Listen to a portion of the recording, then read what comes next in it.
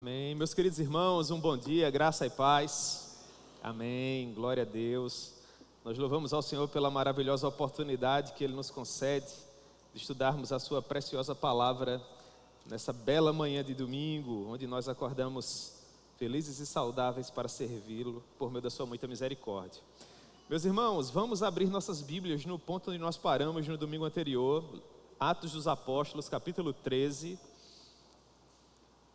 Nós vamos continuar construindo o nosso contexto histórico que desaguará na produção da epístola do apóstolo Paulo aos Romanos. Eu fiz questão, irmãos, de começar essa introdução de uma maneira mais elaborada, porque não são todos os irmãos que possuem a oportunidade de fazerem um curso mais detido de teologia, de frequentar, por exemplo, as nossas aulas aqui nas quintas-feiras à noite. E talvez muitos irmãos estejam tendo contato com essas informações pela primeira vez agora. É por causa disso que eu falei para vocês que seria interessante trazer um lápis, um papel para fazer algumas anotações. Eu estou muito feliz porque algumas pessoas compraram cadernetas, canetas, lápis, vão fazer as suas anotações hoje pela manhã. Isso é muito bom. Se vocês puderem, eu não sei se todos tiveram a oportunidade, mas se vocês tivessem assistido o vídeo do nosso domingo pela manhã anterior, vocês teriam melhores condições de compreender aquilo que nós vamos tratar hoje. Se vocês tiverem a oportunidade ao longo da semana, se porventura ficar alguma dúvida a respeito daquilo que nós vamos tratar hoje, vocês podem assistir aquilo que nós tratamos na semana anterior e depois assistir a aula de hoje. Eu tenho certeza que vocês terão uma visão mais esclarecida dos assuntos que nós estamos tratando. Amém? Vamos iniciar com uma palavra de oração. Senhor, nós louvamos o Teu nome. Nós agradecemos a Ti, ó Deus, pela maravilhosa oportunidade que o Senhor nos concede de estudarmos a Tua palavra. Permita, meu Deus, que as informações que nós haveremos de discutir aqui, de fato, estejam presentes em nossas mentes, em nosso coração. Permita que nós venhamos a guardar um bom depósito acerca dessas doutrinas, acerca dessas informações históricas, dessas verdades, e que tudo isso sirva como ferramentas que nos ajudem a compreender a Tua palavra, meu Deus. A maneira com que naqueles anos iniciais o Senhor permitiu que a Tua igreja se desenvolvesse, se utilizando daqueles pastores, daqueles líderes, para que o Teu reino se expandisse e para que o Teu nome se tornasse conhecido até os confins da terra. Muito do que nós estamos vivendo hoje é produto, meu Deus, da fidelidade daqueles homens e do zelo com que eles serviram a Ti. Permita que nós possamos, ó Deus, aprender com eles e fazer com que isso também se torne uma realidade em nossas próprias vidas. Esse é o desejo do nosso coração, meu Deus, e a nossa oração. No nome precioso do Senhor Jesus. Amém. Pois bem, meus irmãos, hoje pela manhã eu gostaria de fazer a indicação desse livro aqui para vocês. Introdução de Atos a Apocalipse. Ele faz parte de uma espécie de série que esse pastor, Craig Blomberg, tem produzido. Ele é um pastor norte-americano que é publicado no Brasil pela editora Edições Vida Nova. Esse livro aqui é sensacional para aquelas pessoas que querem compreender o que nós estamos estudando hoje. O contexto histórico em que os documentos foram escritos, a maneira com que cada carta foi redigida, com que objetivo, quem escreveu, onde estava quando escreveu, para quem a carta foi endereçada, quais foram os desdobramentos nos anos iniciais. Depois ele traz uma série de pequenos comentários a respeito do próprio documento. Então, se você quer comprar um bom livro, que vai desde a produção do livro de Atos dos Apóstolos até o Apocalipse de João, eu recomendo esse aqui. É um livro muito bom, tá certo? Depois ele está aqui à disposição. Se vocês quiserem anotar a referência, tirar uma foto da capa, é um livro muito bom. Todos vocês estão com as Bíblias abertas em Atos, capítulo 13? Amém? Ô Letícia, eu estava com saudade de você, Letícia. Letícia é o nosso bebê pentecostal, irmãos. É muito bom estar com Letícia na igreja, ouvindo a voz dela. Nós estamos com a família da nossa irmã Franci, Reno, Renara, Michel, Samara Gabriele. Primeira vez que eles estão conosco após o falecimento do nosso pastor Reno. No final da Escola Bíblica Dominical, dê um abraço, encoraje essa família que é tão amada, que é tão preciosa. Amém? Muito bem, Atos capítulo 13 é o princípio das viagens missionárias no contexto do nosso Novo Testamento. No domingo anterior, nós estudamos a forma com que o apóstolo Paulo, ele surge dentro desse cenário. Nós estudamos algo a respeito da sua infância, de como foi a sua produção intelectual, a maneira com que ele esteve ali enriquecendo o seu currículo, a forma com que ele foi alcançado pelo Senhor Jesus e teve a sua vida transformada. E finalmente nós estudamos a maneira com que o apóstolo Paulo elaborou a sua teologia, sobretudo a doutrina da justiça por meio da fé. Como após a sua conversão lá em Damasco, ele foi até as regiões da Arábia, estudou por 3 anos, e só então ele se apresentou aos apóstolos. Nós estudamos Atos capítulo 9, que no primeiro momento ele não foi bem recebido, as pessoas não acreditavam que de fato a sua conversão havia sido genuína, mas Barnabé o apresentou ao colégio apostólico, ele foi recebido pelos apóstolos e começou a caminhar com eles. Contudo, os demais irmãos que viviam em Jerusalém tinham muito medo do apóstolo Paulo, eles não conseguiam naquele primeiro momento dissociar nas mentes deles o Saulo de Tarso perseguidor daquele que agora era apaixonado pelo Senhor Jesus e pregava o Evangelho. Portanto, os apóstolos entenderam que seria mais interessante enviá-lo para Tarso. E quando finalmente as pessoas estivessem mais acostumadas com a presença dele, ele então novamente seria convidado para então começar de fato o seu ministério público. E nós estudamos no domingo anterior que Paulo ficou por cerca de 10 anos em Tarso, esperando essa oportunidade. Então nós saímos de Atos capítulo 9 e nós avançamos até Atos capítulo 11. Cerca de pelo menos 13 anos se passaram, desde a conversão do apóstolo, os 3 anos em que ele permaneceu na Arábia, mais os 10 anos que ele permaneceu em Tarso. 3 anos na Arábia, 10 anos em Tarso, 13 anos. 13 anos depois, Atos capítulo 11, aquelas pessoas que foram expulsas de Jerusalém, quando Saulo chegou ali, haviam finalmente chegado a uma cidade chamada Antioquia da Síria. E eles ouviram a respeito da visita que o apóstolo Pedro havia feito a Cornélio. Vocês lembram do Cornélio, centurião romano, que é retratado em Atos capítulo 10? Pois bem, até aquele momento, os nossos irmãos judeus eram muito reticentes em compartilhar o evangelho com os gentios, por conta de toda aquela barreira cultural que vocês conhecem muito bem. Se fez necessário que o Senhor aparecesse a Pedro, que ele revelasse a Pedro aquela visão que ele teve no lençol, onde haviam vários animais, tanto puros quanto impuros, e Deus ordenava que Pedro se alimentasse deles.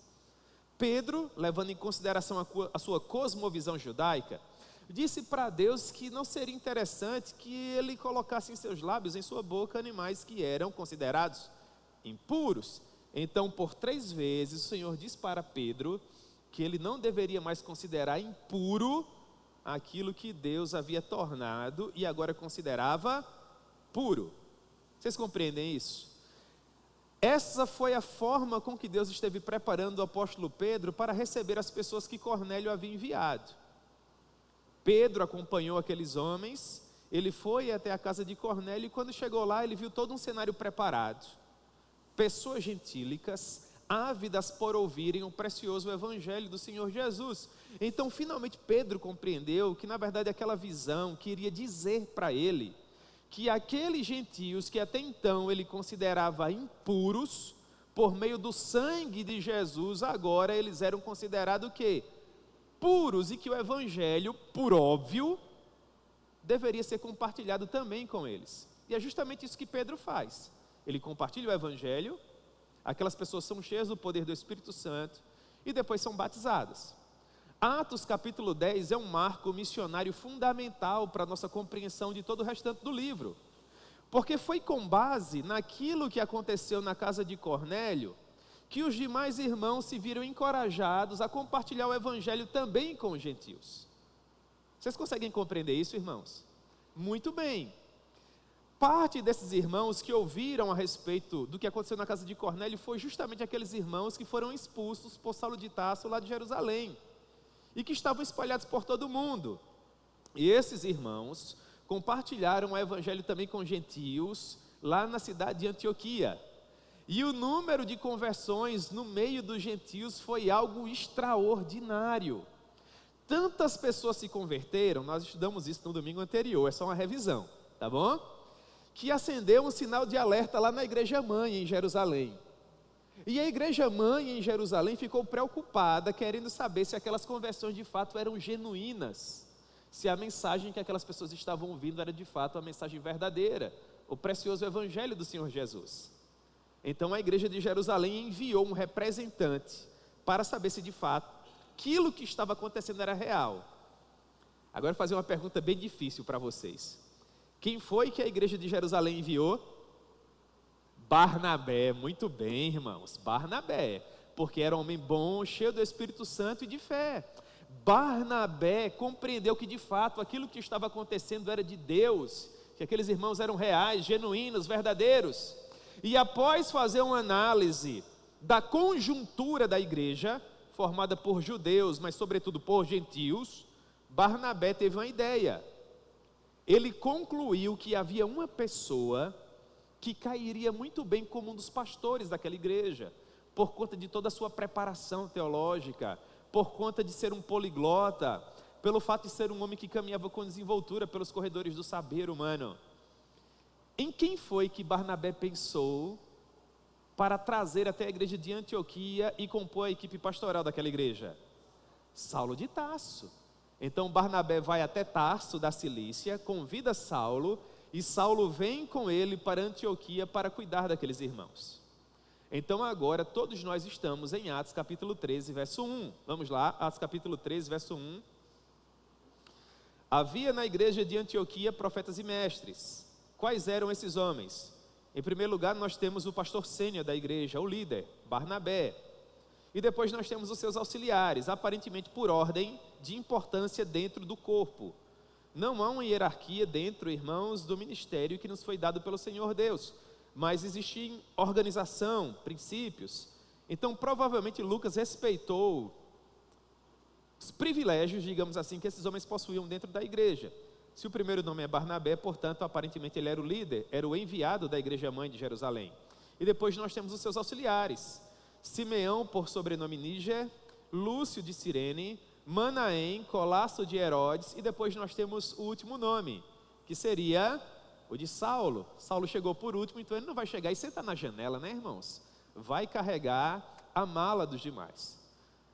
Esses homens serviram ao Senhor, pregaram o evangelho, e finalmente eles foram direcionados pelo Espírito Santo para levar aquilo que estava acontecendo em Antioquia para outras regiões do mundo. Quando Lucas nos diz que o Espírito Santo disse para a igreja que eles deveriam separar a Barnabé e a Saulo para a obra que ele os estava chamando, essa ideia de chamar não está necessariamente associada a uma pessoa que se levanta e profetiza, algo que seria muito comum nos dias atuais em algumas comunidades evangélicas. A grande maioria dos nossos doutrinadores entendem que esse chamado do Espírito Santo aconteceu na verdade do cotidiano. Havia um desejo missionário no coração da igreja, aqueles irmãos planejavam fazer com que aquela mensagem pregada ali não permanecesse apenas ali. Eles queriam abençoar outras pessoas, e eles ficavam pensando, por exemplo, em quem eles poderiam enviar para levar aquela teologia, aquela comunhão, aquela beleza evangélica para outras partes do mundo. Após um período de especulação, de estudo, de planejamento, eles entenderam que as pessoas mais preparadas para levar o que estava acontecendo em Antioquia para as outras partes do mundo não seriam outros, senão Barnabé, porque era representante da igreja mãe em Jerusalém, uma figura de autoridade, e um garoto muito preparado que estava doido por uma oportunidade de pregar o evangelho, que seria quem? Saulo. É dessa maneira que os irmãos concluem que o Espírito Santo estava dizendo que as pessoas mais interessantes seriam Barnabé e Saulo. E é dessa forma que eles partem nessa caravana missionária. O líder seria Barnabé e o auxiliar seria Saulo. Mas junto com eles levaram também um primo de Barnabé, o jovem João Marcos. Ele seria também um dos auxiliares desses missionários. Ainda no princípio da viagem missionária, Atos capítulo 13, verso 13, o João Marcos, por N motivos, que nós não vamos discutir agora, ele abandona a primeira viagem missionária, e os missionários continuam, eles seguem pregando o evangelho. durante essa primeira viagem missionária, os polos, no que diz respeito à liderança da caravana, se invertem. Começa com Barnabé liderando, mas depois Saulo passa a ser o líder. E ao que parece, segundo os nossos doutrinadores, essa mudança de liderança aconteceu ainda na ilha do Chipre, que foi o primeiro local que eles estiveram evangelizando. Havia um mago chamado Elimas, Bar Jesus, e ele procurava atrapalhar a obra missionária. Isso é Atos capítulo 13, verso 8. O verso 9 diz que quando esse homem, Elimas, atrapalhava a evangelização, Saulo, cheio do Espírito Santo, Atos 13, 9, fixou nele os olhos e disse assim, Atos 13, 10, aqui nós já temos uma pequena ideia da personalidade do jovem Saulo. Isso aqui é princípio do ministério, tá bom, irmãos? Ele não era nem conhecido ainda, mas ele já pregava assim, ó, Atos 13, 10. Vocês estão vendo aí? Olha que palavras carinhosas. Ó filho do diabo, cheio de todo engano e de toda malícia, inimigo de toda justiça, não cessarás de perverter os retos caminhos do Senhor. Resultado, Elimas fica cego. E Barnabé olha para aquilo e fala assim, rapaz, esse menino tem potencial, né? Olha como Barnabé era um homem de visão. O que é que ele faz? Ele passa a ser o auxiliar e comissiona Saulo para ser o líder da viagem. E mais, nesse momento, finalmente o nome de Saulo é substituído para o seu nome gentílico, que seria Paulo. Se vocês olharem com atenção, vocês vão perceber que a partir desse momento, os nomes se invertem. Por exemplo, olhe para o versículo 43 do capítulo 13, Atos 13, 43. Olha a sequência que aparece. Despedida a sinagoga, muitos dos judeus e dos prosélitos piedosos seguiram a quem? Paulo. Até então ele era chamado de Saulo. A partir desse ponto ele vai ser chamado de Paulo. E o nome dele vai aparecer em primeiro lugar quando está junto com o nome de Barnabé. Você lembra do princípio do capítulo 13? Barnabé vinha em primeiro lugar. No final do capítulo 13, os polos se invertem. O nome de Saulo vai ser trocado para Paulo e Paulo vai passar a ser o líder. Barnabé, naturalmente, vai ser o seu auxiliar. Aqui, meus irmãos, cabe uma belíssima aplicação. O que nós aprendemos com isso? Que todos nós somos chamados para servir. E que às vezes, para o bem do povo de Deus, nós podemos ou não ocupar cargos de liderança para ajudar os nossos irmãos. Mas da forma como nós somos abençoados pelo Senhor com responsabilidades ligadas a funções de gestão, a liderança, Deus, por meio da sua graça, da sua muita misericórdia, pode nos retirar daquela posição e nos fazer novamente auxiliares. Não há problema nenhum com relação a isso, porque todos nós aqui somos servos. E aquele que deseja ser o maior entre os seus irmãos, esse deve aspirar a ser o quê? O menor. E quando nós pensamos em ser o menor, não significa dizer que nós vamos ser os menos elaborados, que nós não vamos estudar, que nós não vamos nos vestir bem. Há muitas pessoas que interpretam dessa maneira, né? Eu quero ser o menor, então não vou estudar. Eu não quero ser o menor, então vou ser o mais humilde. Pensa que ser humilde é se vestir mal. Não, meu irmão, não tem nada a ver. Ser o menor é ter um coração de servo. Ser o menor é saber que tudo é por meio da graça. Ser o menor é entender que por mais que você leia os melhores livros, frequente os melhores seminários, tenha um vocabulário mais rebuscado, pregue nos maiores congressos do mundo, você não passa de pó. Então você é o menor. Você compreendeu? O provérbio diz, não sejam os teus próprios lábios que te louvem. Importa que ele cresça e que você e que eu venhamos a diminuir. Barnabé era um homem que compreendia isso. Não teve problema nenhum em ser liderado pelo jovem Paulo. Agora eu vou deixar de chamá-lo Saulo e a partir desse ponto em nossas aulas, todos nós agora vamos chamá-los de Paulo, porque o nome dele mudou. Nós avançamos na primeira viagem missionária E a primeira viagem missionária vai terminar em Atos capítulo 14, com Paulo sendo líder e Barnabé sendo auxiliar. E aqui rapidamente, irmãos, eu quero explicar para vocês como foi que o primeiro documento do Novo Testamento surgiu. A epístola do apóstolo Paulo aos Gálatas. Aí você vai anotar no seu caderninho aí. O primeiro documento do cânon do Novo Testamento foi a epístola do apóstolo Paulo aos Gálatas. Aí você vai colocar na linha de baixo, contexto, aí coloca assim, 2 pontos. Aí você continua escrevendo. No final da primeira viagem missionária, muitos judeus recém-saídos do judaísmo, recém-saídos de onde? Do judaísmo, e agora ingressos no que nós chamaríamos de cristianismo, saudosos do que eles viviam na época da lei, no período da lei, esses homens, conhecidos como judaizantes, repita comigo, judaizantes, queriam trazer aspectos da lei de Moisés para dentro da igreja.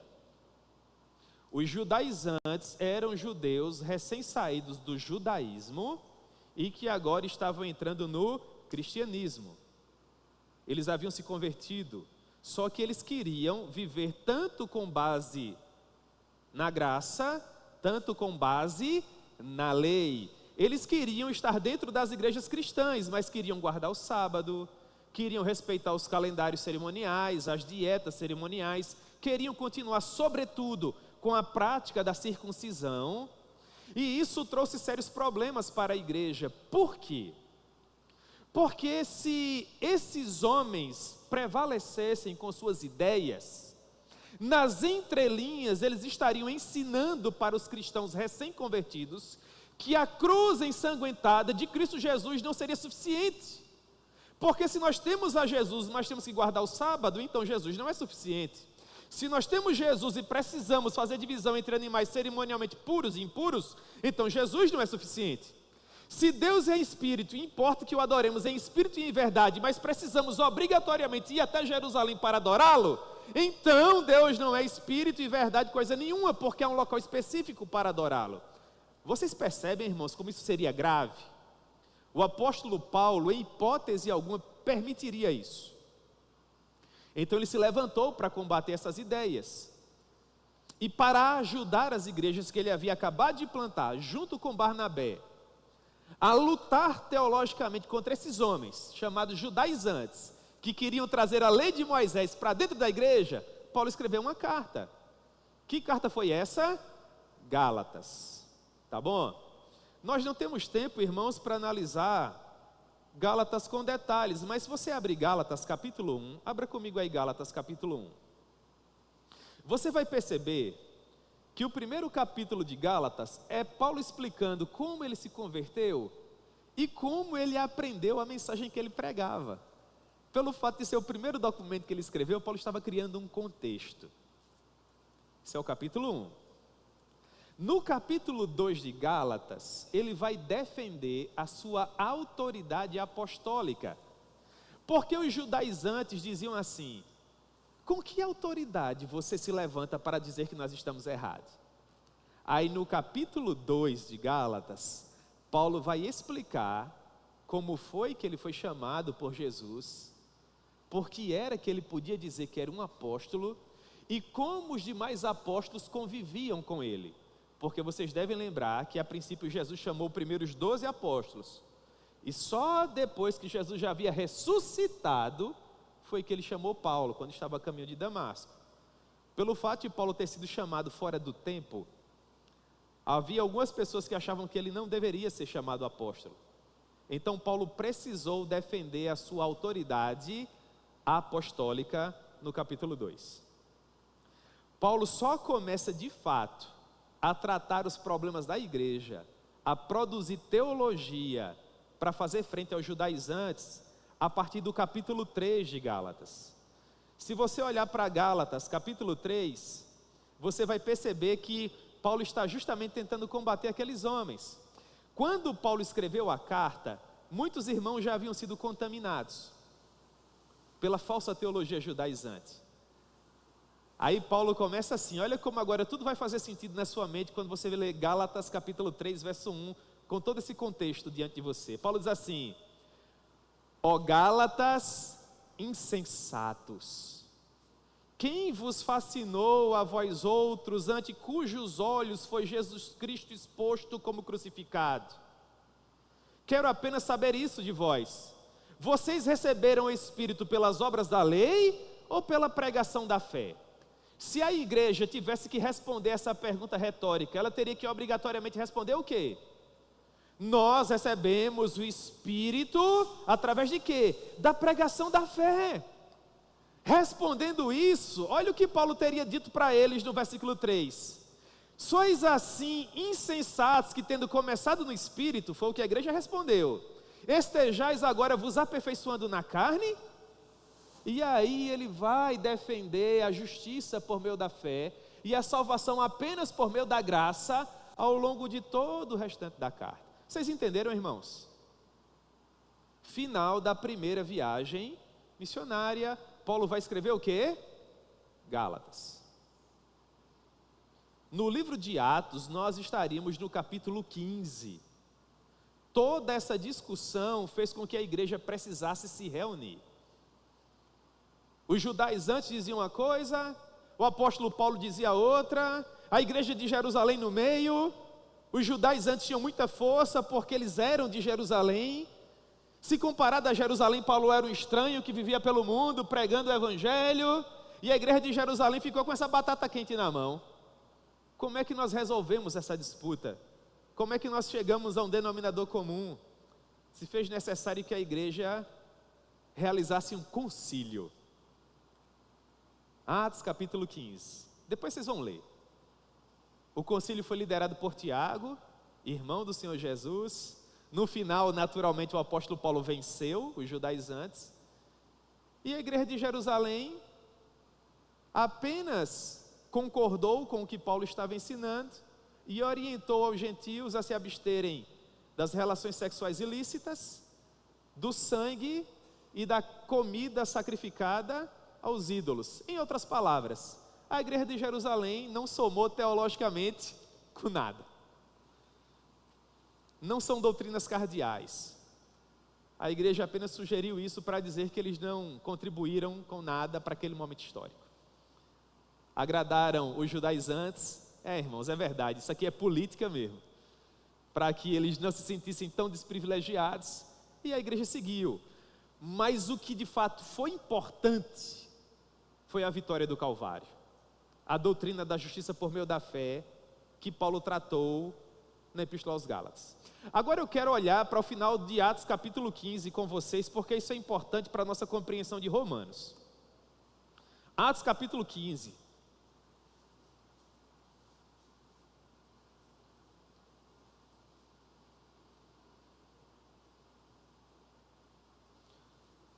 Verso 36.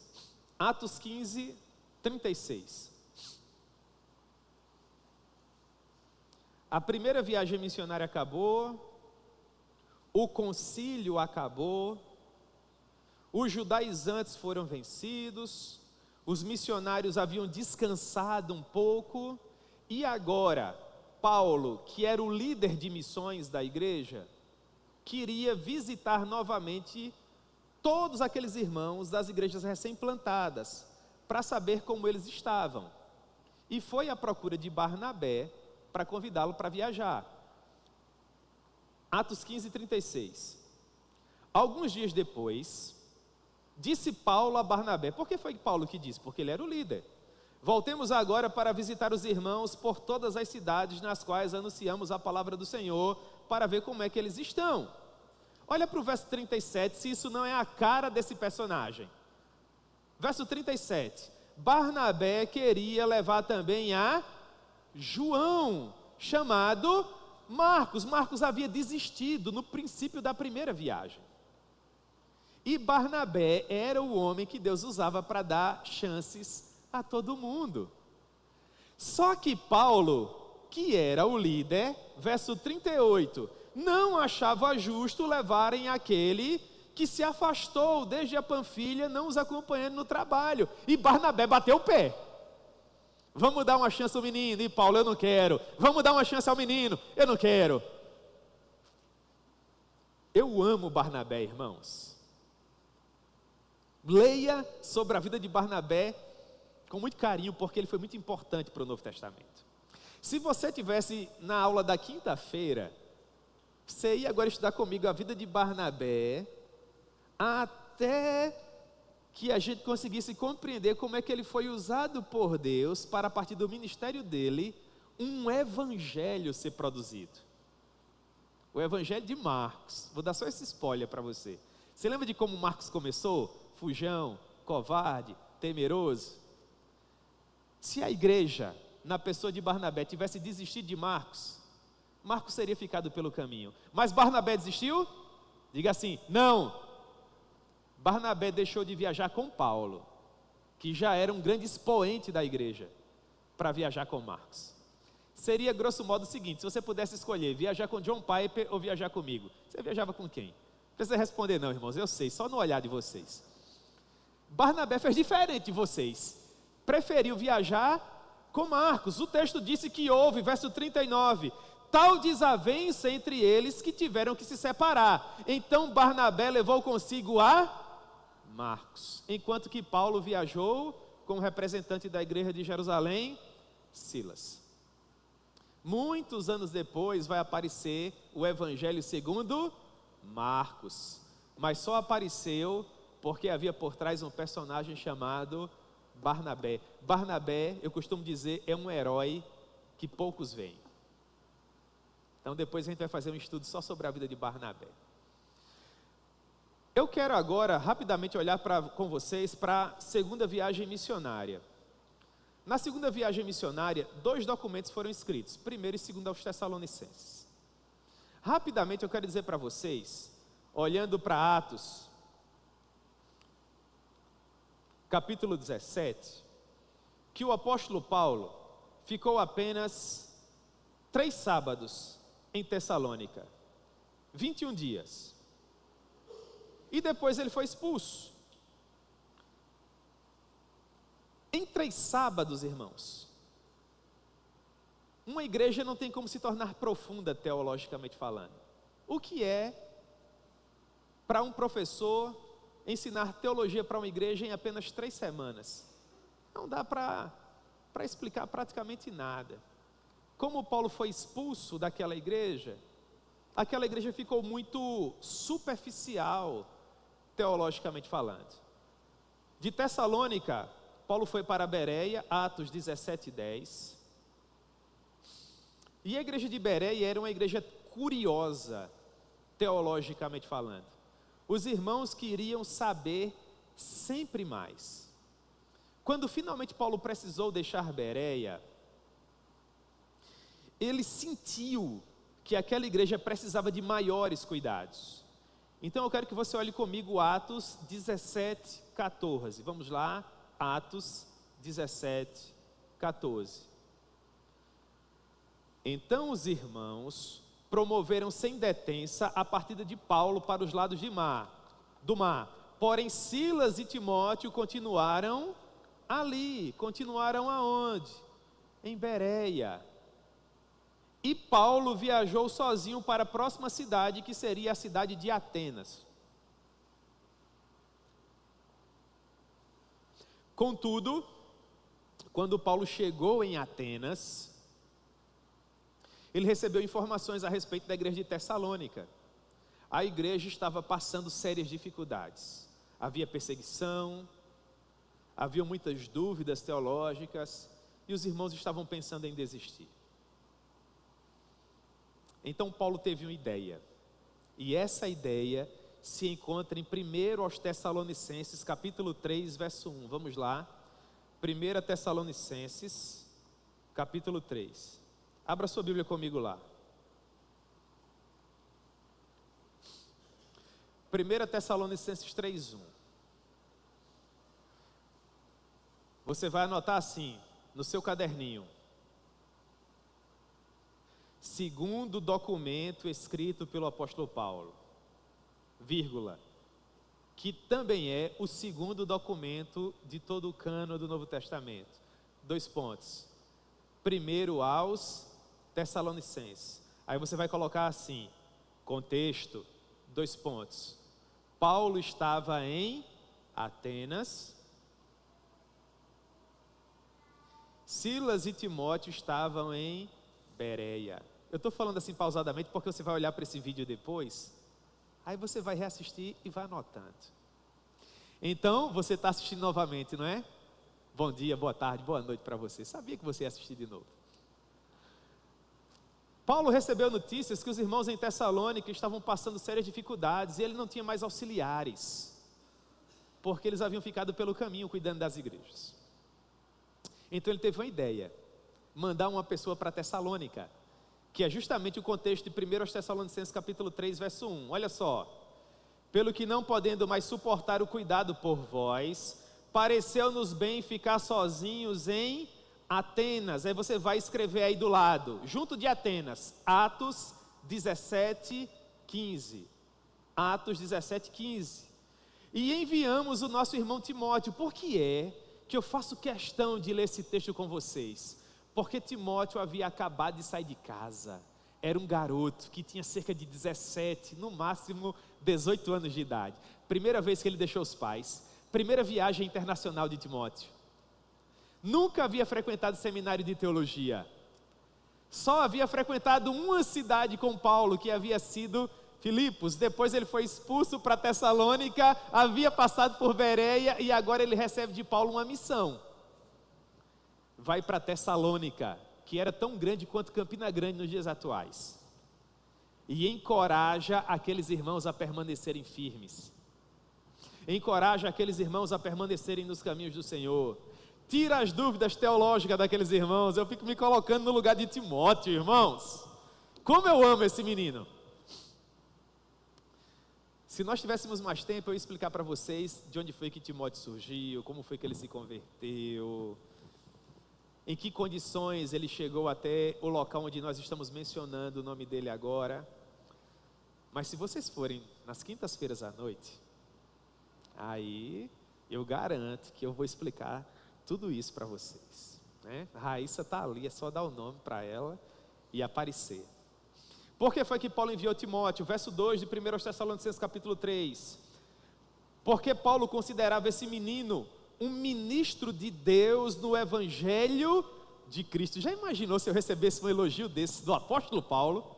Envio até vocês o irmão Jamerson, que é ministro de Deus no Evangelho de Cristo. Vocês tinham que me amarrar, porque eu ia subir igual uma bexiga de Hélio, sabe? Eu precisaria de 2 espinhos na carne, um de cada lado, para não me engrandecer por causa daquilo que Deus está fazendo na minha vida. Deus sabe o que faz, né, irmãos? Cada um no seu lugar. Deixa Timóteo sendo representado aqui. Por que é que ele envia Timóteo para lá? Versículo 3, para que ninguém se inquietasse com aquelas tribulações. Timóteo foi até Tessalônica, encorajou aqueles irmãos e voltou. Quando ele voltou, ele se encontrou com Paulo novamente e disse: olha, Paulo, esses irmãos estão passando essas e essas dificuldades.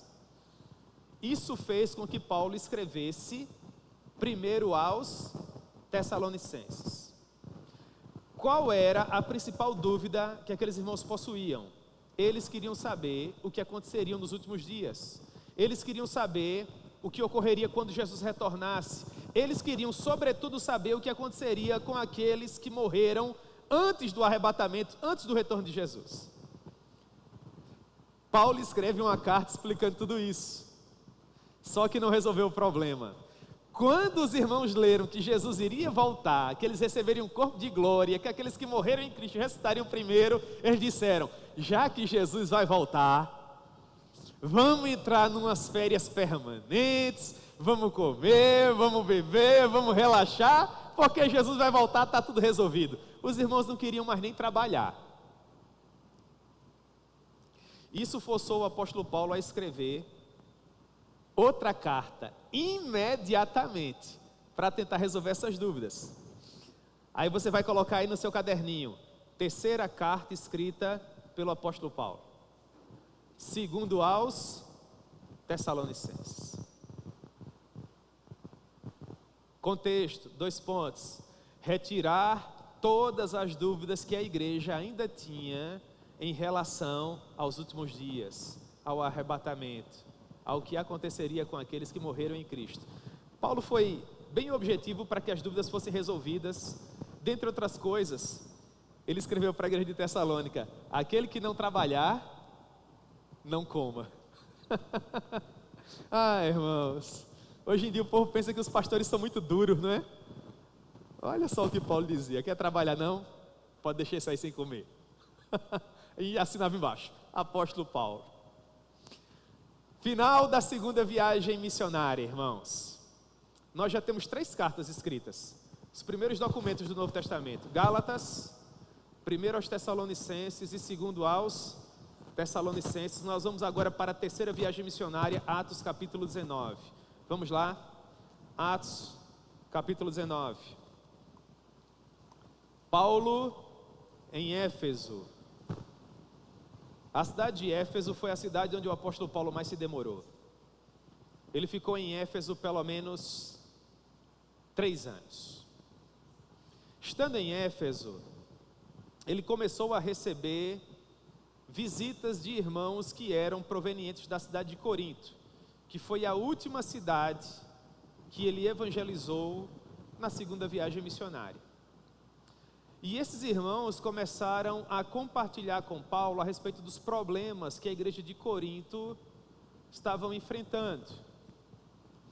Isso fez com que o apóstolo Paulo escrevesse cartas para a igreja de Corinto. Naturalmente, irmãos, se nós temos 2 cartas à igreja de Corinto, estando em Éfeso, Paulo escreveu o quê? A primeira. Então você vai anotar aí no seu caderninho, Atos, capítulo 20,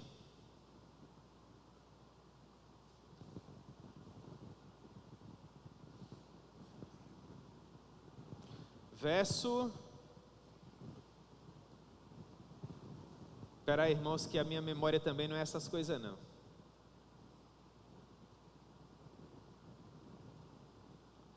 Atos capítulo 19, perdão, por isso que eu não ia achar nunca, verso 21. Atos 19, 21, você vai escrever aí no seu caderninho. Próximo documento escrito pelo apóstolo Paulo, ou quarto documento escrito pelo apóstolo Paulo, 2 pontos, 1 aos Coríntios. Onde Paulo estava? Em Éfeso. Mais ou menos em que ano? Em algum momento por volta do ano 55 depois de Cristo. Por que foi que Paulo escreveu essa carta? Porque ele recebeu irmãos oriundos da cidade de Corinto, compartilhando com ele problemas que a igreja estava enfrentando. Então Paulo escreve essa primeira carta para tentar sanar esses problemas. 1 aos Coríntios. Depois dê uma lida em 1 aos Coríntios, vocês vão ler. A impressão que você vai ter é que Paulo, à medida que vai avançando naqueles capítulos, vai riscando itens de uma lista, como que se ele tivesse recebido informações de todos os problemas e fosse avançando naqueles capítulos de 1 aos Coríntios, resolvendo problema a problema, problema a problema. Essa primeira carta resolveu? Não. Obrigou o apóstolo Paulo a escrever uma segunda carta. Se nós tivéssemos tempo, nós veríamos todos os detalhes envolvendo essas cartas, os motivos que levaram Paulo a escrever, nós abriríamos os textos, nós veríamos, mas tanto seria muita informação para um único dia, como também nós não teríamos tempo suficiente. Com tudo isso que nós falamos até aqui, o que eu queria? Onde eu gostaria de chegar junto com vocês? Porque isso, irmãos, é importantíssimo para a nossa compreensão da epístola do apóstolo Paulo aos Romanos. Para compreender bem Romanos, você precisa levar em consideração todos os anos vividos pelo apóstolo Paulo. Para compreender bem Romanos, você precisa levar em consideração todos os lugares em que Paulo esteve, todas as experiências que ele viveu e como estava o cenário mundial à época que essa carta foi escrita. Por quê? E eu quero que você olhe para mim e preste atenção. Porque Romanos, para a imensa maioria dos nossos doutrinadores, é o documento mais profundo de todo o Novo Testamento. Foi escrito num momento crítico da igreja, na fase de expansão mais difícil.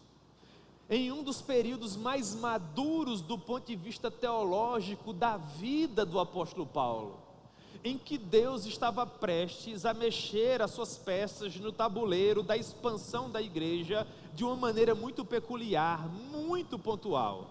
Então é verdade dizer que no momento em que o apóstolo Paulo estava prestes a escrever essa carta, Deus havia preparado todo o cenário da igreja para que esse documento fosse escrito, produzido, porque ele traria sérios desdobramentos, não apenas para a igreja daquela época, mas para a igreja do Senhor que viveria pelos séculos dos séculos até o seu retorno glorioso. Não é à toa, não é sem motivo que Romanos é provavelmente o documento mais festejado e o texto favorito da imensa maioria dos irmãos. Sim ou não? Muito bem. Então agora fazendo um resumo de tudo aquilo que nós vimos. Quando Paulo estava prestes a escrever Romanos, nós estávamos no final da terceira viagem missionária. Paulo já era um missionário experiente, já havia plantado igrejas desde Jerusalém até a Europa. Ele vai chamar a região da Europa de Ilírico. Já haviam pastores espalhados pelo mundo, a igreja já estava com uma organização de certa forma parecida com a que nós temos hoje, e alguns dos livros do Novo Testamento já haviam sido escritos. Nós temos 27 livros do Novo Testamento no total. Nesse momento nós já tínhamos Gálatas, 1 aos Tessalonicenses, 2 aos Tessalonicenses, 1 aos Coríntios e 2 aos Coríntios. E agora, como se encontra o apóstolo Paulo e a igreja da época? Você vai abrir a sua Bíblia comigo em Atos, capítulo 19, verso 10. Atos 19, 10.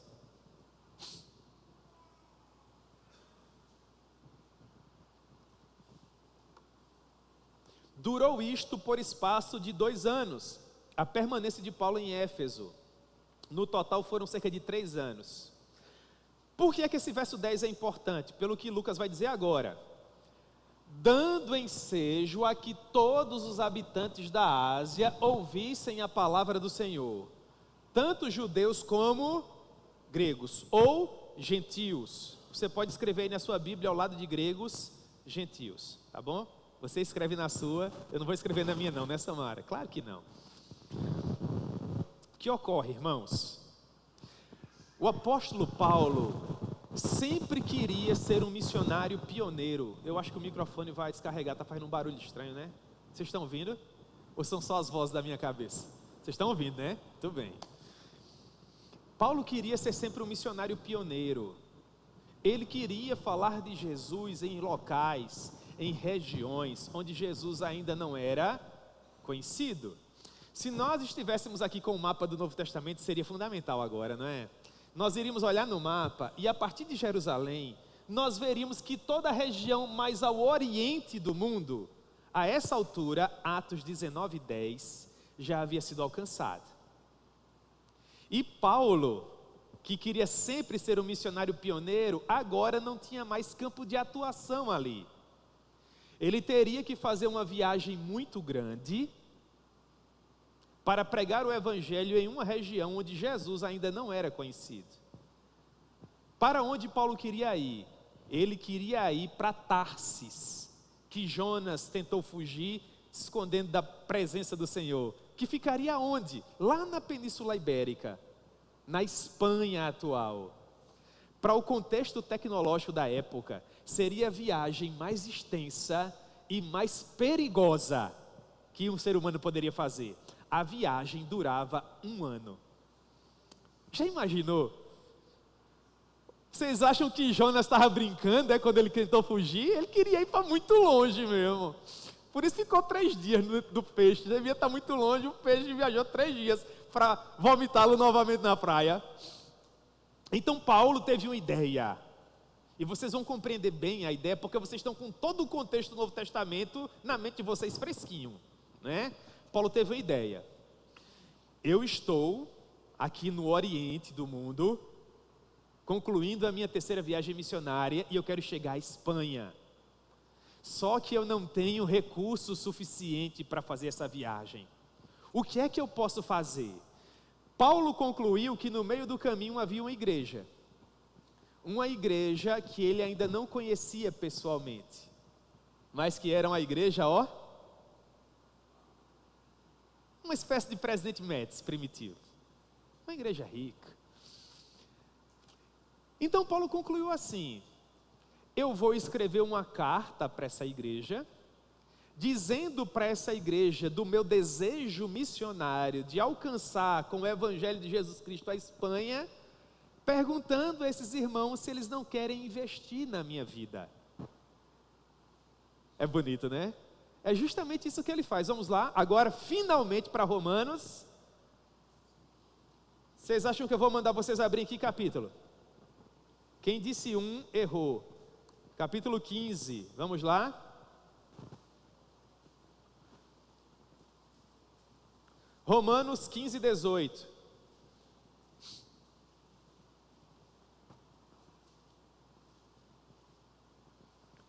Romanos 15, 18. Porque não ousarei discorrer sobre coisa alguma. Antes de ler, você vai colocar aí no seu caderninho. Coloca assim: finalmente, vírgula, glória a Deus, vírgula, aleluia, chegamos a Romanos. Bota assim, graças a Deus. Aí você vai colocar assim, contexto: o apóstolo Paulo explica o motivo da carta. Onde é que se encontra o motivo da carta? Romanos capítulo 15, a partir do verso 18. Amém? Porque não ousarei discorrer sobre coisa alguma, senão sobre aquelas que Cristo fez por meu intermédio, para conduzir os gentios à obediência por palavra e por obras, por força de sinais e prodígios, pelo poder do Espírito Santo, de maneira que... Aí agora vocês vão compreender essa frase. Se vocês não compreenderem essa frase, eu vou jogar esse livro aqui em vocês. Eu vou ficar olhando para a expressão de vocês agora. Fiquem olhando para mim enquanto eu leio. Pelo poder do Espírito Santo, de maneira que, desde Jerusalém e circunvizinhanças até o Ilírico, tenho divulgado o Evangelho de Cristo. Vocês entendem o que é que Paulo está dizendo quando ele diz que desde Jerusalém até o Ilírico ele tem pregado o Evangelho de Cristo?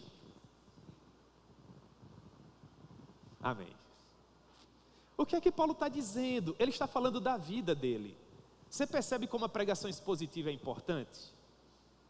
Uma frase, irmãos, nos levou 2 domingos, e já é 10h37 desse aqui. Paulo havia começado junto com Barnabé lá no começo, o Espírito Santo dizendo: apartai-me a Barnabé e a Saulo para a obra que eu os tenho chamado. E eles viajaram, irmãos, pelo Egeu até Chipre, visitando Salamina e Pafos. Depois chegaram até a Panfilha, pregando em Perge. De Perge subiram até a Antioquia da Psídia, evangelizando a Antioquia. Depois desceram a província romana da Licaônia, evangelizando Listra, Icônio e Derbe. Final da primeira viagem missionária, inicia-se a segunda viagem missionária.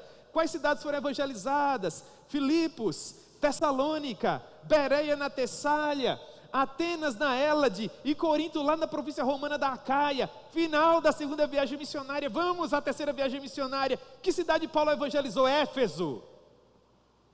Então ele diz: desde Jerusalém até o Ilírico, toda essa região que eu acabei de descrever. Quais documentos ele havia escrito até então? Gálatas, 1 aos Tessalonicenses, 2 aos Tessalonicenses, 1 aos Coríntios, 2 aos Coríntios. Versículo 20, esforçando-me. Agora você compreende a força desse termo, esforçando-me, deste modo, por pregar o Evangelho, não onde Cristo já foi anunciado. Paulo queria pregar a Jesus onde ele ainda não era conhecido, pregar a Jesus onde ele ainda não havia sido anunciado, para não edificar sobre um fundamento alheio, assim como está escrito. E aí ele cita o profeta Isaías: hão de vê-lo aqueles que não tiveram notícia dele, e compreendê-lo os que nada tinham ouvido ao seu respeito. E aí agora ele vai explicar o motivo pelo qual ele nunca havia estado pessoalmente em Roma. Quando Paulo escreveu a carta, ele não conhecia a igreja de Roma pessoalmente. Você vai anotar no seu caderno isso. Quando Paulo escreveu a carta, ele não conhecia a igreja de Roma pessoalmente. Verso 22 de Romanos 15. Essa foi a razão porque também muitas vezes me senti impedido de visitá-los. Por quê? Paulo queria pregar o evangelho onde Jesus não era conhecido. E Jesus já era conhecido em Roma. Então todas as vezes que surgiu uma oportunidade para Paulo ir até Roma, ele preferia ficar onde estava e pregar o evangelho para aquelas pessoas que ainda não conheciam Jesus. Amém, irmãos? Ele diz, é por isso, verso 22, que muitas vezes eu me senti impedido de visitar vocês. Agora olha para o verso 23. Muito importante o verso 23. Mas agora, não tendo já campo de atividades nessas regiões, por que é que Paulo não tinha mais campo de atividades aqui? Aí você vai escrever na sua Bíblia. Isso aqui você tem que escrever mesmo para você não esquecer. Atos 19, 10. O que é que Paulo diz em Atos 19, 10? Que toda a Ásia já tinha ouvido o Evangelho. Final da terceira viagem missionária. É por causa disso que ele não tinha mais campo de atuação. Porque toda aquela região já possuía missionários. Agora, finalmente, Paulo podia realizar o desejo do seu coração, que seria viajar e conhecer a cidade de Roma. Meus irmãos, vocês estão me acompanhando, sim ou não? Muito bem. Só que agora Paulo vai unir o útil ao agradável. Ele vai conhecer a cidade de Roma, sim, mas ele vai usar a cidade de Roma como uma ferramenta para abençoá-lo e ajudá-lo a chegar aonde? Na Espanha. É o que ele vai dizer agora no verso 24. Penso em fazê-lo quando em viagem para a Espanha.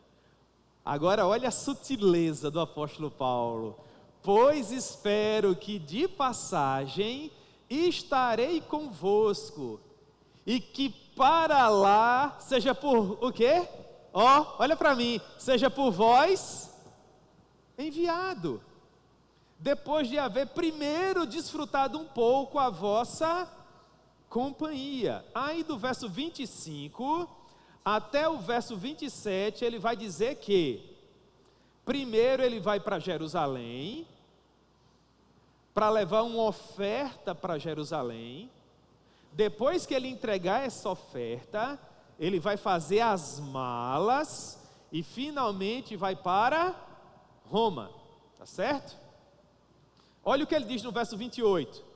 Tendo, pois, concluído isto, ou seja, depois que eu entregar a oferta em Jerusalém, e havendo-lhes consignado este fruto, passando por vós, ele vai repetir, irei à Espanha, e bem sei que ao visitar-vos, irei na plenitude da bênção de Cristo. Só que, detalhe muito importante aqui,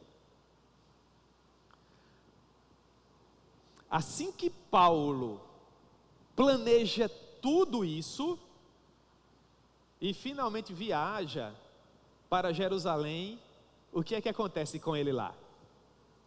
Ele é preso, fica por 2 anos preso em Cesareia Marítima, não consegue um julgamento justo, precisa apelar para o imperador, é transferido para a capital do império. Olha só, irmãos, 2 anos depois que Paulo escreveu a carta, é que finalmente ele vai fazer a viagem para Roma. Da maneira como ele queria? Não. Agora, sabe o que mais me chama a atenção, Wesley? Que sorriu, abriu um sorriso com o contexto na mente dele, já imaginando a cena, não é? É que Paulo foi algemado dentro de um navio com mais de 200 outras pessoas, boa parte delas presas assim como ele. Deus, está claro, está provado, queria o apóstolo Paulo em Roma, e Deus poderia colocá-lo num navio, cruzeiro, com serviço de bordo, com tempo para desfrutar do Egeu, do Mediterrâneo, do Adriático. O que é que Deus faz? Coloca o cara algemado, num calabouço, e ainda por cima no meio de uma tempestade que durou 14 dias. Eu acho que no meio daquela tempestade, sem ver o sol, sem ver a lua, sem comer, sem beber, num frio de matar, era o severo inverno europeu da época, o apóstolo Paulo deveria olhar para o céu e dizer: mas afinal de contas o Senhor me quer aonde? Aí Deus aparece para ele, irmãos, dizendo assim: olha, Paulo, relaxa, 14 dias sem comer, sem beber, sem ver o sol, sem ver a lua, e Deus fala para ele: relaxa, fica tranquilo, o navio vai afundar, mas você vai chegar em Roma. É como eu, missionário, dentro de um avião, que é o transporte que nós mais usamos nos dias atuais, enfrentando a turbulência, e Deus dizendo para mim: Jamerson, descansa o coração, o avião vai cair, mas vai ficar tudo bem. E você ajoelhar, dizendo: ô Senhor, e por que o Senhor só não pousa ele? Eu vou chegar no chão do mesmo jeito, pousa. Será que Paulo não disse assim: Senhor, atraca o navio, Senhor, o porto ali, ele já viu o porto, irmãos, bem pertinho, e Deus faz com que o navio encalhe, com eles vendo terra firme. E Paulo fala assim: quem não sabe nadar, se agarra em alguma coisa. Eu? Me agarrar em quê, irmãos? Um pedaço de madeira? Me agarrava em alguém que soubesse nadar, né? Correndo o risco de ver a hora afundar os dois. O que nós aprendemos com isso, irmãos? Que os decretos soberanos de Deus sempre vão se cumprir, mas às vezes não da forma como nós esperamos. Meus irmãos, vocês compreenderam a maneira com que todo um contexto foi vivido para que o documento, a epístola do apóstolo Paulo aos Romanos, fosse escrito? Amém? Muito bem, foi dessa maneira que todo um contexto foi criado, e finalmente o apóstolo Paulo reuniu condições de escrever a carta. Vocês vão perceber, ao longo desses vários domingos que nós teremos pela frente, que ao longo dos capítulos, à medida que nós formos avançando, toda essa introdução que nós levamos 2 domingos para construir, vai ser de fundamental importância, porque a imensa maioria das doutrinas que Paulo vai compartilhar em Romanos, ele já havia compartilhado antes, sobretudo em Gálatas. E muito das experiências que ele vai compartilhar com a igreja de Roma é produto daquilo que ele viveu ao longo das suas viagens missionárias. E eu creio, irmãos, que vai ser uma experiência preciosa e muito enriquecedora para todos nós. Então, no nome de Jesus, aqueles que puderem, não faltem aos próximos domingos, venham. Essa carta é de fundamental importância para todos nós, e eu creio que nós vamos terminar essa jornada com ricas bênçãos por parte do Senhor para todos nós. Se Deus permitir, no próximo domingo, finalmente nós vamos estudar Romanos capítulo 1, verso 1, vendo a maneira com que um pastor que nem conhecia a igreja vai escrever a sua carta. E aí vocês vão entender os motivos pelos quais Paulo precisa dizer que era um apóstolo de Jesus Cristo, não pela vontade de homem algum, mas pela vontade de Deus, separado para pregar o evangelho, sobretudo aos gentios, e por aí vai. Aí tudo vai fazer sentido.